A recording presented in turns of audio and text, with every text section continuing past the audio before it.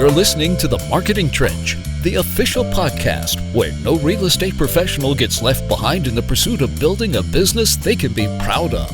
A podcast designed to help you build the foundation of a powerful real estate career. Join real estate experts Ricardo Bueno, Marketing Technology Director at West, Dustin Stevie, CEO of Lighthouse Escrow, and Scott Shang, partner at Bywise Mortgage and founder of Find My Way Home, as they bring you real-world strategies, marketing ideas, and solutions straight from the trench. All right, welcome to the Marketing Trench podcast. It is exciting to see you guys, and especially we have a guest today, Jeb Smith. We're going to be talking today about how to just basically how to win in today's market using video. Videos obviously become just a big part of our life. We're meeting on screens. The belly-to-belly communication, the in-person stuff has obviously been greatly diminished. You know this, I know this. The question is how to do video well, how to create the content, what is going to help you succeed. Does it have to be massively produced, or can you do something that's maybe even just like regular dude stuff, right? So we're going to explore that today with our guest, Jeb Smith. He's with Coldwell Banker. He's an agent with Coldwell Banker. He also works often with Scott and his team over at Bywise Mortgage. They're good friends. Jeb knows Ricardo. He doesn't like to talk about it. We understand why. So I'm going to hand this over to Scott to give us an introduction to who Jeb is and why we brought him on today's show. Yeah. Well, I want to welcome everybody, and especially you, Jeb. Thanks for coming on. Jeb and Josh have been friends, I don't know, forever, just about. So that's where I met you. And I know that as long as I've known you for like the last 3 years, you've always been doing YouTube videos, and you've always been talking about, I want to get this traction. I want to build up my YouTube channel. And I know you've had some success in the past. So really what I want to explore here is when did you decide you wanted to start doing video? How long were you doing it?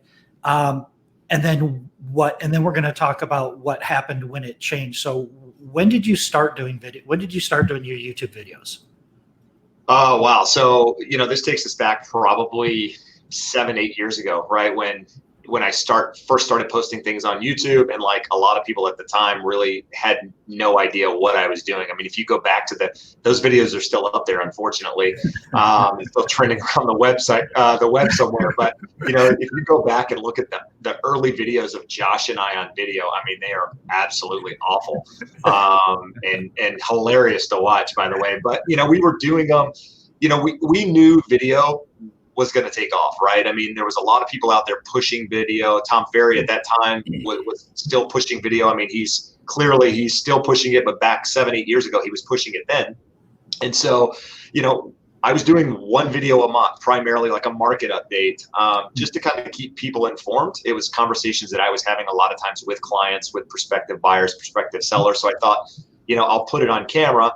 And at the time, getting in front of a camera and talking was very difficult. I mean, you should see if we had outtakes from the number of times that we screwed up, and I mean, it was difficult to even to film a 5-minute video because we would screw up 1,000 times, and I just couldn't get through it. So I went through a teleprompter phase where, I was doing a teleprompter to now just kind of doing, everything ad lib and just speaking in front of the camera. So it started back then, and it's been up until about maybe 6 months ago. It was just one video a month. And then at that point, I went to 3 times a week, and now I'm at somewhere between 4 to 5 times a week. Okay, let's back up a little bit. You said when you first started, you were using scripts and you were using the teleprompter, and then you stopped using the teleprompter. And you just started going naturally. What was that transition like? Because I know I've experienced that in the past. I've tried to use teleprompters, and a lot of times it feels like you're reading from a teleprompter. I think it's a lot more scary thinking about walking that wire without a net than it actually is. But what was that transition like for you to say, you know what, I know this stuff, I don't need to read it? It was difficult. It's still difficult in some ways because, you're trying to get thoughts out of your head onto a screen, on a video without having to, if you watch my videos, you'll see that I screw up in the videos and I keep going. I don't do out of 100 videos, there might be one that has a little bit of editing.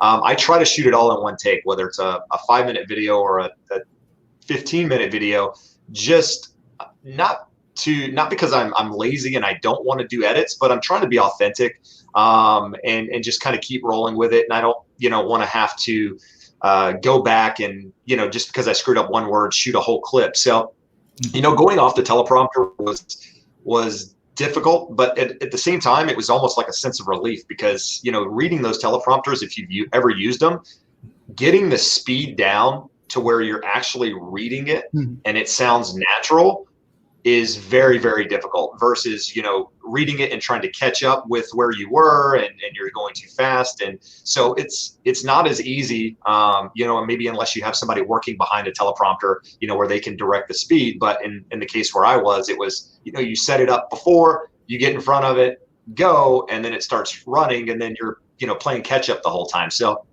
it was a sense of relief almost to get off of it. And just be able to talk freely like I'm having a conversation with you guys now. Mm-hmm.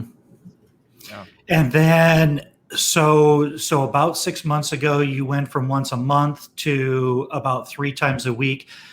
Did you see a significant jump in your subscribers and your engagement during that period of time? We're not up to COVID time yet. So from that 6 months up as I started posting more videos, I started getting more subscribers. My initial subscriber base of say 100 was primarily like past clients, friends, family, that sort of thing that jump started that say first 100. And then the next say 200 to 300 people were people that found me organically on YouTube from posting videos. And, those were when I went to those 3 times a week. When getting started with this thing, you started, when doing YouTube, if you will, there's a lot of videos out there to tell you, how to gain a subscriber base and how to get to so many followers and all of that stuff. And what you'll find in any of that stuff that I've, listened to is consistency, right? Consistency has been the key in every single video that people say with regards to posting to YouTube. And the more often you post, the algorithms pick it up and so on and so forth. So I started going to 3 times a week and I saw the subscriber base kind of ramp up, but not anything like it has in say the last 45 days where, which is the sexy part. Videos that I'm doing, I've changed a lot of just how I'm approaching it. And I think that's probably part of the growth as well. I want to weigh in real quick and just note, Jeb, you didn't say anything here in this period that we're examining. You didn't say anything about paying for leads or running ads or anything like that. You did exactly what you were doing. You just did it more often and you got more people. Am I hearing you right? No, absolutely. Yeah. So, I'm trying to run this exactly like I run my real estate business, which is relational, right? So my business last year, I closed 31 transactions. It was 95% of that was referral. The other, 5% or so came from somebody that found me online or what have you. So my business is very relational. So I'm trying to approach this the same way. I'm trying not to spend money on the advertising aspect. I want to grow this organically as much as I can. I mean, I think once you get to a point, there's an opportunity to pay and get growth and that sort of thing, which we can dive into that in a minute. But to answer your question, nothing paid, 100% organic. How many subscribers did you have? Let's call it pre-COVID, 45 days ago.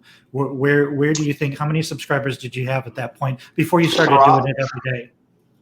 I would say probably around 3 in the 300s. So 300 to 350 probably was the number at that time. So 45 days later, doing daily videos, how many subscribers do you have now?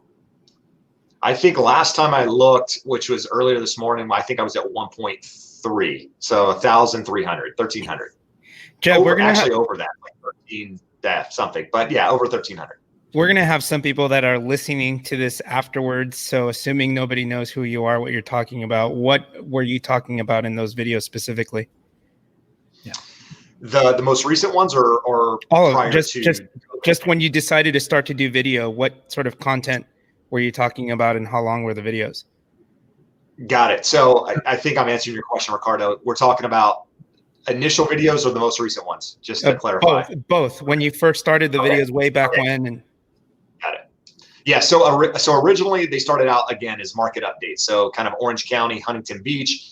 I tried to tie, the cities that I work in, because I'm here in Southern California, into the title of those videos. And those are my videos, right? I sent them to my database. And then over time, I started doing videos that I thought people would find helpful. I started because I wanted to, I didn't want to create content because I think creating content is difficult. But what I wanted to do was answer a question, right? Answer a question that somebody has that I get on a daily basis. For me, that would be very easy to do versus having to start from scratch and create something.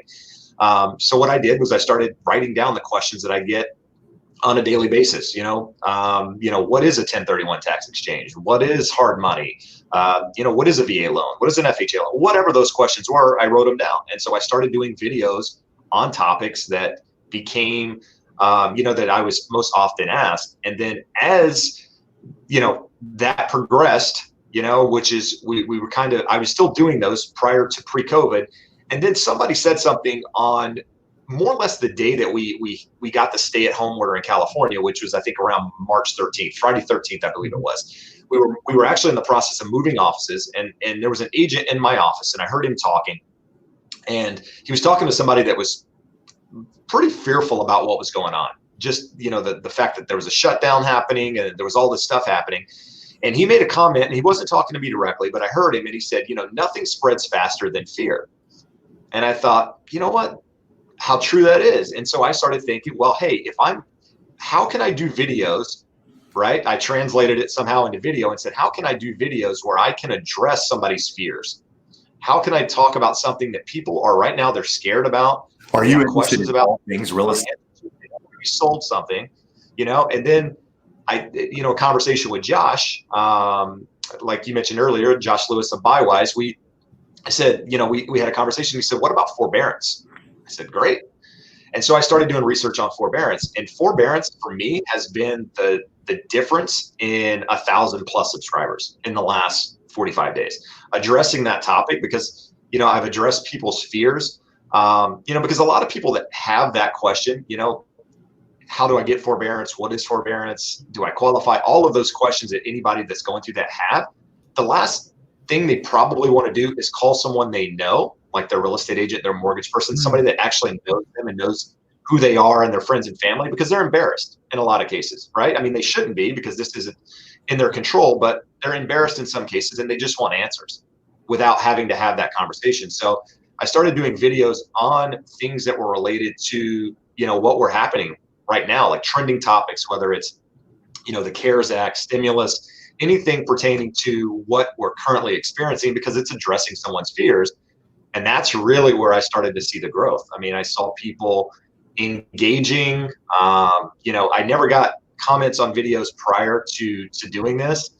Now, I would say the average video has probably 20, 30 comments on it. Some upwards of a couple hundred. And I go through as someone that, enjoys doing this sort of thing and try to answer these people's questions. I'm trying to get more information. And then when somebody in there has a question, I assume that if they have that question, a lot of people that are going through this probably have that same exact question. So then I take that and use that as a topic for another video. And then I'm trying to keep people up to date of what's going on in that world, all while, remaining relevant, not being salesy. I'm trying to just provide information, try to be a source of clarity for people and help guide them through crazy times in their life. And then, hopefully, at some point in the future, if they're local or what have you, they think of me. I mean, right. I mean, I'm not here to sell anything, but at the same time, if I can provide value and somebody, can benefit from that in the long run, I think ultimately, my business grows because of that. And we've seen, Josh benefit from videos. I mean, he has people reaching out to him. I've actually had people reach out to me with regards to real estate in other states, where I've actually referred people to other states and that sort of thing. So yeah, I mean, it's definitely engaging, and it has some traction. That's awesome. Jeb, I'm interested in the comment you made about how it's hard to create content regularly. I feel like that's definitely something I've personally struggled with as I've done video, but it's also something I've run into a lot of people struggling with. For you, when I scroll that page, you got a lot of stuff here. It's insane. Scott told me, he's like, man, Jeb's a monster at creating video. I'm like, okay. And then I looked at your channel. It's like, oh my God. So besides just writing down questions that people ask you, are you putting ideas anywhere else on paper? How are you just do you just wake up, turn the camera on, whatever comes out? What are you doing, man?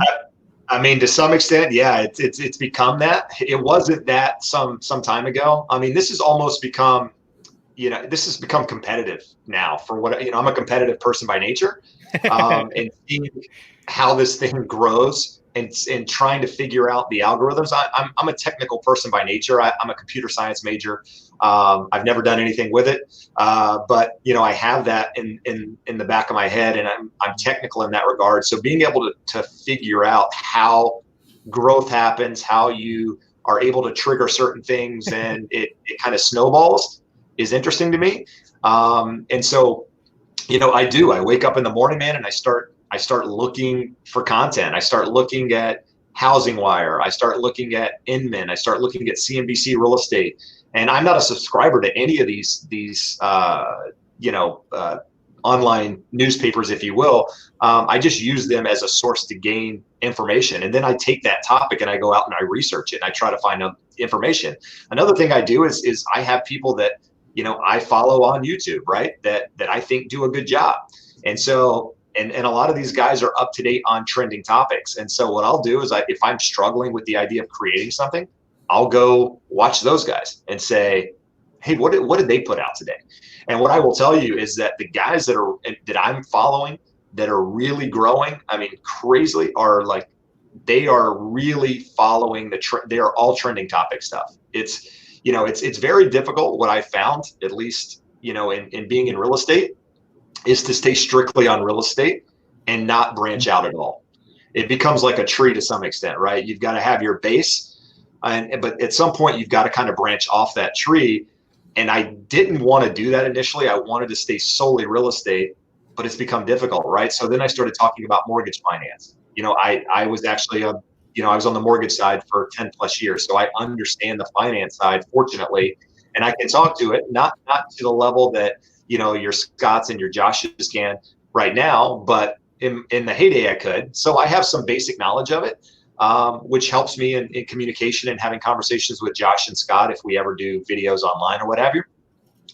But, then you start figuring out, okay, where else can this go and still pertain to real estate? Well, right now it's trending topic. I think that makes you immersive. So that's where I tried to go is, in order to kind of keep that content flowing, because if you limit yourself too much on the content, it becomes very, very difficult to branch it, to think of where you want to go each morning. I mean, to shoot 5 videos a week, and you want them, in my understanding, you want to be somewhere around that 10-minute mark if you can.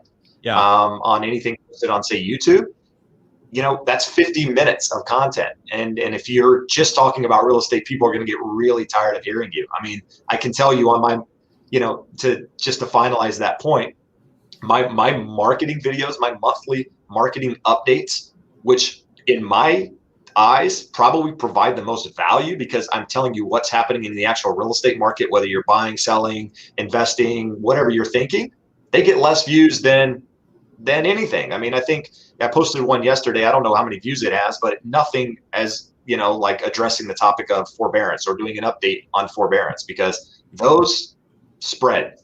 It's insane. You said something really important that I'm able to relate with. It really parallels kind of my experience writing.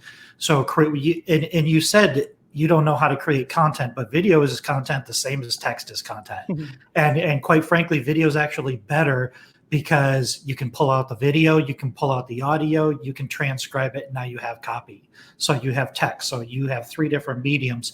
But one of my experiences when I first started writing, it was really hard at first. It was really hard. You felt like you didn't know. You're kind of putting yourself out there. And you also kind of feel like, I don't know if you felt like this, but I was scared to death of making mistakes. So what I found is it made me do more research before I started doing this content. And I found that it made me exponentially better at my job. And it was easier for me to answer questions and have conversations because I really had to know what I was doing. And then another thing that you mentioned that was also something that I experienced with just writing was when you start to get those comments, you answer every question you can, and then you create this feedback loop. You create a consumer driven feedback loop, and you're 100% right. For every person that raises their hand or says something, there are exponentially more people that have that same question that just won't speak up. So statistically speaking, one person asking that question, there's a bunch of people out there that have it. Right. So how much of, I mean, how much of this really builds your confidence? I mean, how much of your, I mean, you've been doing this a really long time, so you know what you're doing, but do you feel more confident about having conversations? I mean, even your market reports, you spent a lot of time making sure you knew how many listings were in your territory, what the absorption rate was, how many sales there were, right? So you at least once a month had to know A to Z what was going on in your market. Do you feel like that really helped you as a professional, by trying to educate other people about real estate topics? No, absolutely. I mean, the one thing here, right? So I'm doing this to provide value to other people, but what I failed to mention is that I get just as much value out of that content as the people that are watching it, right? Because I had to do the research on it, and or read on it, or whatever it was to come up with that information. So, yeah, it makes me not only somebody gaining on you, it makes me a better real estate agent. It makes me a better friend, if you will. I mean, because I'm having these conversations with people that aren't clients as well. Maybe my neighbor, maybe whoever. And, I can actually talk about it in detail and feel comfortable that I know what I'm talking about. People see me as as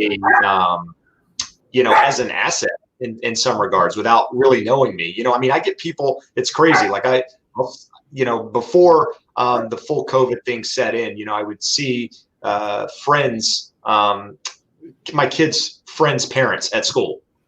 So people that we knew but didn't really know, and occasionally they would say, "Hey, I saw your video on YouTube," and I'm thinking, "Oh my God, like no, why'd you do that to yourself?"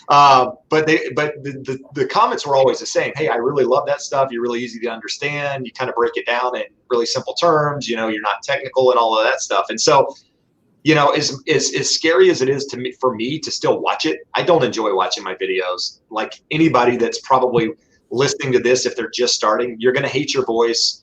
Chances are you're going to hate the way you look.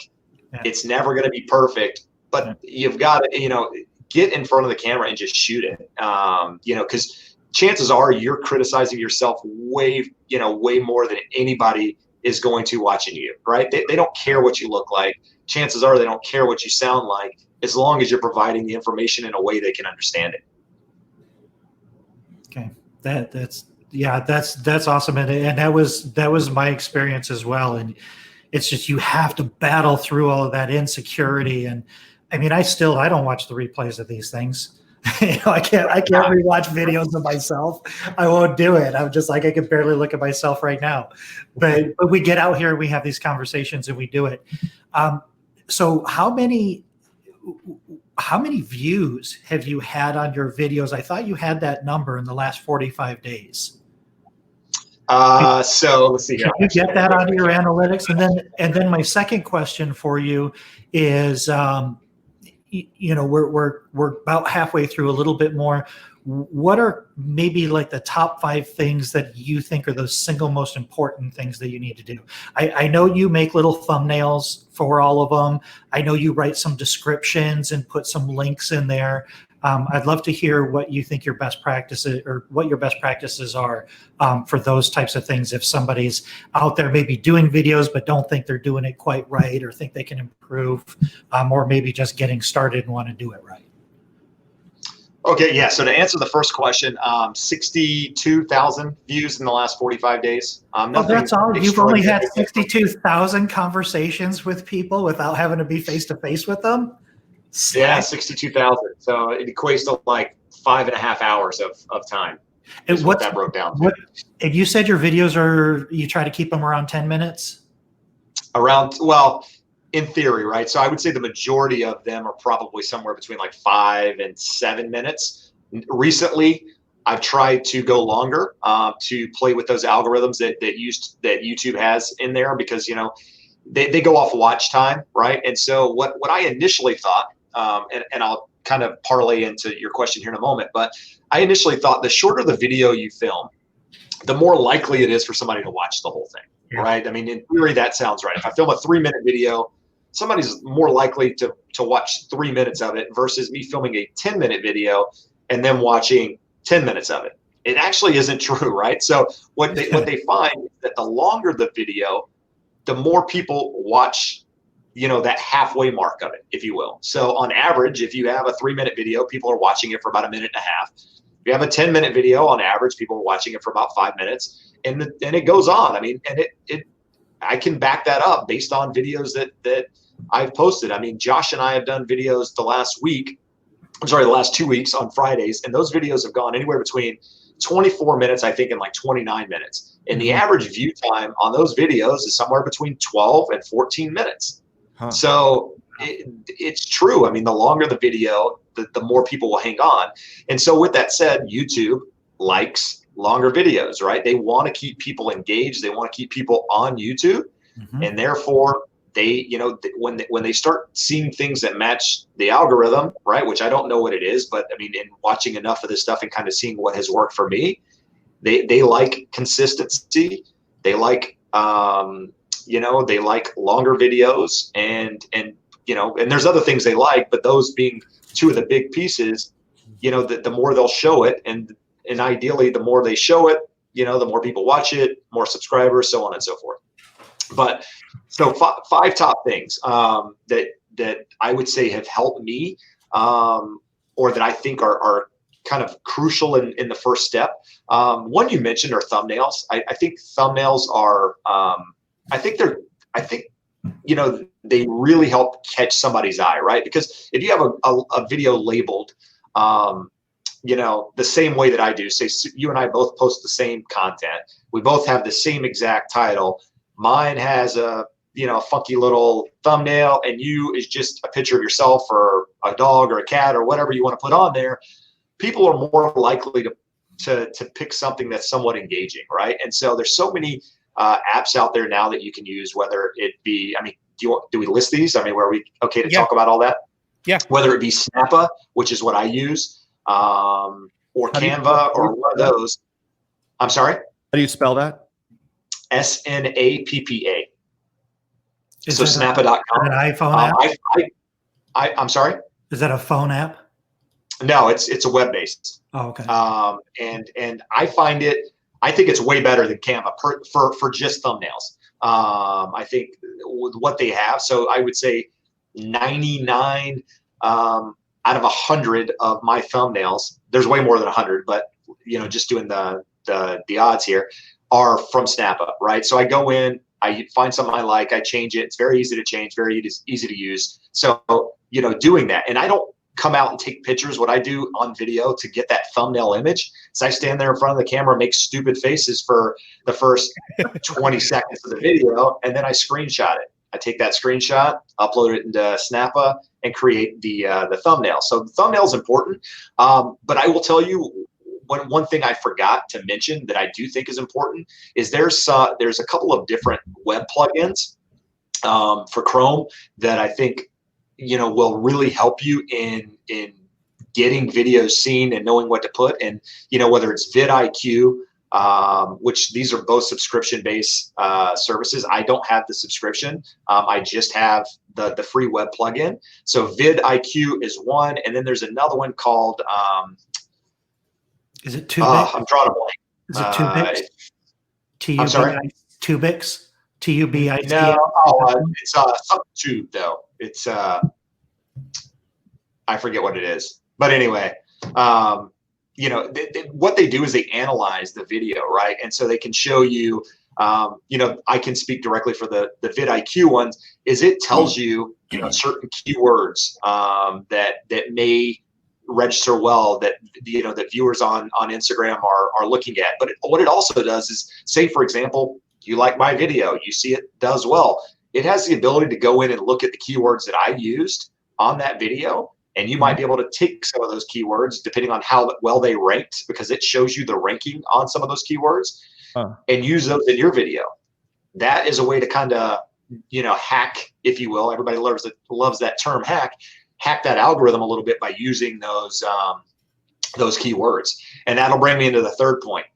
Keywords, really, really important. I mean, the big YouTubers, the big guys out there, the real influencers, if you will, they don't have to use keywords because they've already built that audience. So if you go look at the keywords that they use on videos, most of them are just built around their brand. They're not really built on search algorithms or that sort of thing. But I watched a video some time ago, I mean, maybe 6 months ago, right when I started doing the three videos a week. And the guy brought a really important topic up, and this is when you and I talked as well, Scott, and that was, I used to type in keywords, right, into to YouTube, like, if I was talking about FHA, it might be FHA, loan, mortgage, or whatever, but nobody searches like that, right? Nobody goes into Google and types FHA. They type, what is an FHA loan? What is an FHA 203K loan? Or what is 203K? 203, think of it how you would actually type it in. And so that's what I started doing. And I started making my keywords questions, right? I'm not putting a question mark after it, but I'm putting questions as keywords. So in that example, 203K, it might be, what is a 203K? That's what I wanted. That's what I wanted to ask you. When you're talking about keywords, this is the keywords that you're putting in the description, the copy of the description. Is this different from your tags, or these are? I'm talking tags. So. Okay. Improperly, so I'm talking tags, not keywords. So the description, though, I then try to use in my description as many of those tags, if you will, when I type it out, right? So I have an introduction, like a brief paragraph at the top that, the first sentence or two, you want to kind of catch somebody's attention that, because that shows up in areas other than, say, YouTube when people are searching. And I try to keep that sentence relevant to something somebody would want to know. I'm asking a question in most cases because I want them to either click on the video or click on the description. And then from there, I go in and I try to write in a way that's legible, but more in a way that's SEO friendly so that I can use those keywords in that content. And I try to, you get 5,000 characters. I lost you guys. Sorry about that. I hit the camera. You get 5,000 characters in YouTube in the basic description box. For a while, I was trying to use it all. I found that's very difficult and very time consuming. And it didn't really matter as much as long as you had certain things in there. And so, now I'm keeping it shorter, trying to primarily use those keywords. And when you do that, the plugin, like I mentioned, that vidIQ plugin, it gives you a ranking of how your video, how they think it's going to do based on certain features and certain things that you've completed within their checklist, so to speak. And so one of those things is, how many of those keywords did you use? How many of them were triple keywords or double keywords or whatever it was? And it rates that and it says, okay, based on all of that stuff that you put in, we think that this should perform well, right? It gives you a green, an orange, or a red kind of, it's a number, but it turns color as it reaches a certain number. And so I try to use that as much as possible. I mean, and then if I find a video that does well, maybe I take those exact same keywords again and say, you know what, I'm just going to take 100% of that, copy and paste it, and do it again and see if it catches on. I mean, a lot of the guys that I've seen out there that are super successful at this have said, I could take a video that I shot 8 months ago, same video, same thumbnail, same 100% everything, repost it. The first time it got, say 1,000 views. This time it gets 50,000. And it's just because either your subscriber base has gone up or it's just a timing thing with the algorithm or whatever. So, if you find something that works, and right now, trending topics for me have worked. So I've tried to stick to them as much as possible. Although I'm finding it more and more difficult every day, it seems to be the way to really, and you're kind of getting an audience, right? I mean, you're getting people to kind of follow you on that topic, and those are people that will likely subscribe to your channel. But to answer to one thing I will follow up with that though, is that with the analytics in YouTube, you can see who's viewing, videos and that sort of thing. I'm still at like 95% of the people that view my videos aren't subscribed to me, right? So wow, there's still a big market out there for people that are watching, the content that haven't yet subscribed. They may never subscribe, but you can see that even though I'm doing the same videos, not the same video, but the same topic kind of over and over again, it goes more in depth and I'm addressing the changes that may have happened today versus yesterday or whatever. I'm still getting subscribers, but yet the majority of people that are still watching those haven't done anything. Yeah. I wonder if there's a I don't even know where I was on the number of things that I was. I said vidIQ, thumbnail, plugin. Keywords. Audio was important, right? I mean, the audio right now, I think probably on this video probably sucks because I don't have a microphone to plug into this webcam I have. But in theory, use a microphone. Sound is very important. People are not going to stick around if the sound quality is awful. I've learned that, myself. I mean, I've had people reach out to me and say, dude, I love the content, but the audio sucked. So, change it up. So I try to use a lapel mic or some sort of boom mic in order to film videos. And that would go right into lighting. Lighting is extremely important in these videos. And there's so many inexpensive ways right now to do lighting and to film videos. I mean, everybody wants to just go up and shoot a video, which is great. I think you should be doing it. But, some of the basic fundamental, tripod, lighting, and sound are three of probably the most important things in my eye in order to kind of get going in that down the right path with regards to video content. Let's talk about your post-production process. How much time are you spending on your post-production process? What are you doing besides editing the thumbnail? So I film it. Most of it is filmed on my phone, right? So I film it. I have a Pixel 3, and so it's Google based, right? So anytime I film anything on there, it automatically uploads to Google Photos. And so what I do is, it downloads immediately to Google Photos in most cases, and then the times I don't, I shoot it on a DSLR. I have a DSLR with like a boom mic on the top. The problem I found with that is that getting the focus right. Right. I mean, sometimes I'll look at it, it looks like it's in focus, and then I'm done with the video and I realize that it's not really in focus. And I just shot a 10-minute video. Screw it. I'm putting it out there. So I use my phone more often because of that. I know there's better cameras out there, that do that. I'm getting traction based on what I'm doing now. And, at some point I'll probably transition into a different camera. But for now, DSLR, occasionally, my phone most of the time. Once I film it, I download it. Again, I don't usually have cuts in my video, right? So I film it in one take, and then I drop it into Camtasia. I use a Mac for editing and that sort of thing. So I drop it into Camtasia, I import it. Basically what I do is I cut the front of the video, the end of the video, and then export it. And then from there I have a video. So I would say the process of uploading it, cutting it, editing it from there probably takes me, I don't know, maybe 3-4 minutes. It's pretty quick. And then, from there I upload it and upload the thumbnail to YouTube. And, or, now I found out that, which I didn't even know this until last week, that LinkedIn basically has its own video base now where you can upload directly into LinkedIn, a lot like Facebook. So, I'm doing it on YouTube and then sharing it on Facebook, sharing it on LinkedIn, and that sort of thing. I'm not uploading it directly to YouTube in most cases, or directly to LinkedIn. That may change. I'm just I'm a real estate agent, right? I'm not a video production guy. I'm not an influencer. But what I found is that it's really easy to get sucked down this rabbit hole. So I'm trying to keep real estate as my main gig, and focus as little a time on this as possible while still providing value. So I would say the process is pretty quick, but it gets time consuming as it goes on.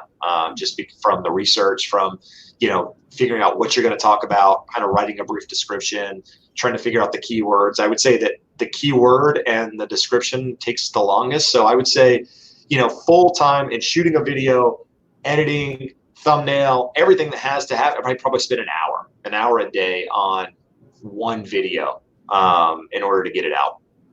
That's actually really surprising to me, because we had someone earlier comment that, you must have a whole crew to do the amount of videos you're doing.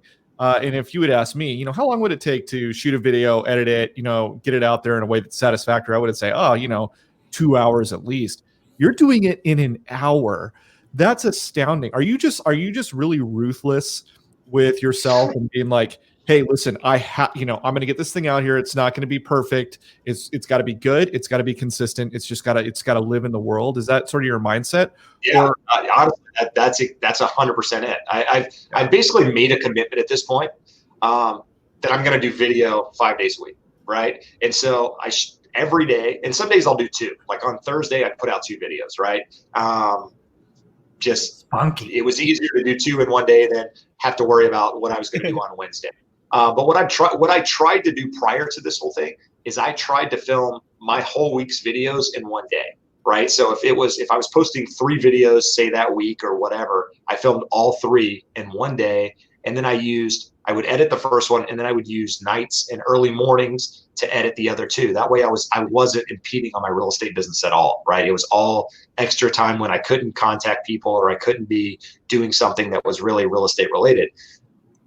Unfortunately, with trending topics and being up to date on that sort of thing, it's really difficult to film 5 in advance, right? Because, we're talking about, the Fed lowering their Fed funds rate, or Fannie Mae saying that they're not requiring people to pay back, the forbearance all in one lump sum, whatever it is. Right. You can't film that 5 days in advance, or you can, but I don't know how it's, if it's going to get the growth that it gets when you put it out there immediately. Right. And so I've tried to, not put a lot of fluff in the videos, right? I mean, I don't have an intro, I don't have an exit. It's like, on the video, I'm just, hey, it's me talking, and put it out there whether or not I think it's perfect or not. I mean, honestly, sometimes I'll shoot a video and I'm like, that sucked.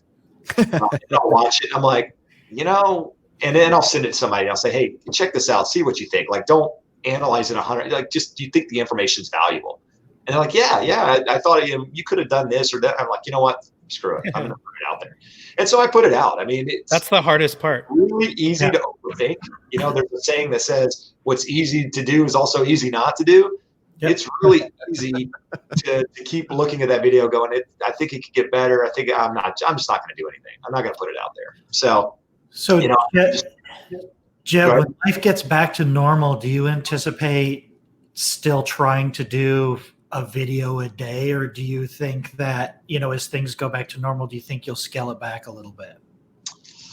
That's a difficult question, Scott. I don't know. I would like to think that I do 5 days a week. I like I said, I'm competitive. I enjoy this, man. I like the idea of this thing kind of feeding on itself and seeing where it goes, because, I started out, like I said, I've been on YouTube since I think 2011. If you look at my channel, right? I didn't post anything for, 7 or 8 years, and maybe not less than that, maybe 3 or 4 years, right? And then so for 5 or 6 of those after that, it was just one video here and there. And I didn't really try to grow this thing until maybe 6 months ago. And now that I've seen it and I kind of see where it's going, I think if you really want to grow it, you've got to stay at 5 days a week. I think if you slack off of it a little bit, I think that may change the way that it feeds on itself, and there's only one way to find out is to stop doing it. But again, I'm enjoying the idea of learning information that I probably wouldn't have known otherwise, and kind of being an expert in a topic without it really being my forte, right? I mean, I know more about forbearance now than than probably 99% of the population out there, and that's just because I've read so much on it and watched so many videos on it and been up to date on it that I enjoy the the learning aspect, but also being able to provide value to people. I mean, I think people are really getting something from it, which is ultimately the goal. And the feedback loop and the comment stream probably really fuels your enthusiasm as well. You're like, wow, I'm really making a difference. People are actually listening to me and they're asking questions and they value my opinion. Right. No, absolutely. And then of course you get the people that they'll tell you you're crazy and all that, and it's that was Ricardo. It's hard to have, because you want to fire off and be like, whatever, but like in real estate, you learn to just kind of sit on it for 5-10 minutes and then you make your responses but I even respond to those, right? I comment, like if somebody said something that that, not that I'm insulted by, but almost like you could be, if you chose to. Well, shit, maybe I don't know what I'm talking about, I respond to that stuff because I've found, there's a lot of people out there that know way more than I do about a lot of things. And so, I try to take, if somebody gives me some information, I say, you know what, you're probably right. Thanks. And maybe use that in the future for something else. I think we're getting ready to close out here, and we'll get closing comments and everything. And Jeb, we really appreciate you coming on here and sharing this. This is something, you're in the trench. You're doing this right now. This is real time. We've got real statistics. The thing that I probably want people to take away from this, and this has to do with all content. Yes, it is hard coming up with content, but it's also hard being an expert. And to be an expert, you have to constantly be reading and educating yourself. And so what I always look at this type of content, whether you're writing or whether you're creating video, we are in the people business. We make money by having conversations with people and having conversations with people from our position of expertise. So anytime you put information online, when I said you had 60,000 conversations with people without you having to be face-to-face, that wasn't a joke. That is 100% real. You are out there having conversations. It's a one-sided conversation, but you are having conversations. You're building trust. People are learning, they're respecting you. They're starting to share your information. They're telling their friends, hey, this guy is an expert. He knows what he's talking about. You can call it karmic marketing. You can call it whatever you want, but you are putting so much good stuff into the world. And we didn't really touch on this, but you sort of touched on it. You have no expectation for any sort of specific reciprocation for any of this. I mean, you're not helping people go through forbearance isn't going to help you sell homes necessarily, at least not right now. But if people find themselves in a position where they need a realtor, I bet you probably helped enough homeowners out there, maybe 60,000 of them or so in the last 60 days, that would think of you. And now they're thinking, hey, what about that Jeb guy? We should probably reach out to him. My prediction on this is that you're going to be so buried in questions and activity, and then next 6 to 12 months from what you're doing today, that you're not even going to know what hit you. That's my prediction. I mean, that would be awesome. Yeah. That would be awesome. Do you guys have any final questions before we wrap up here? Probably the last thing, let me throw one more thing in there. Jeb does a really good job of his descriptions. I think that's really important, and he puts a lot of links in there.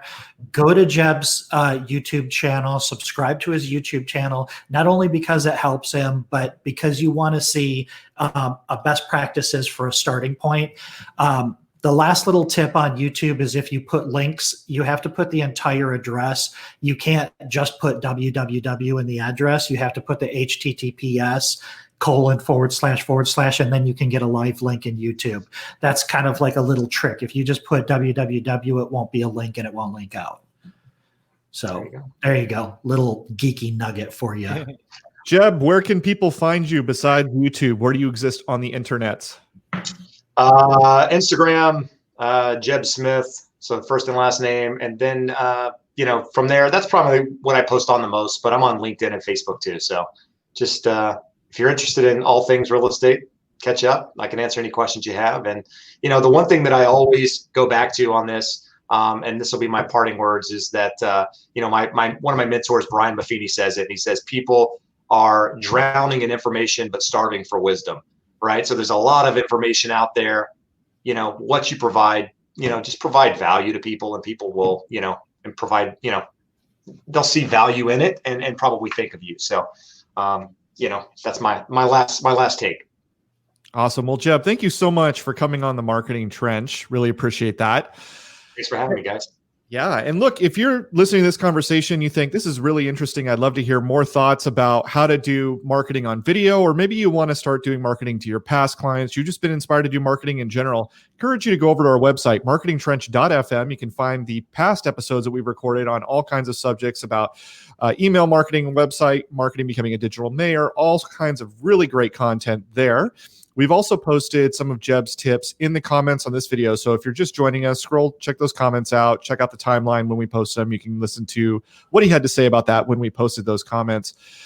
Do check out the other podcasts in our network. We're a part of the Real Disrupt Podcast Collaborative Network. We're one of the proud founding members of that. So go to realdisrupt.com to check out some amazing podcasts that they have there. Some stuff for lenders, some stuff for real estate agents. Nothing for escrow because we're boring. But there are other really great podcasts. So go check those out. That is part of the Real Disrupt Podcast Network, realdisrupt.com. Until next time, this has been the Marketing Trench. Yeah. See you.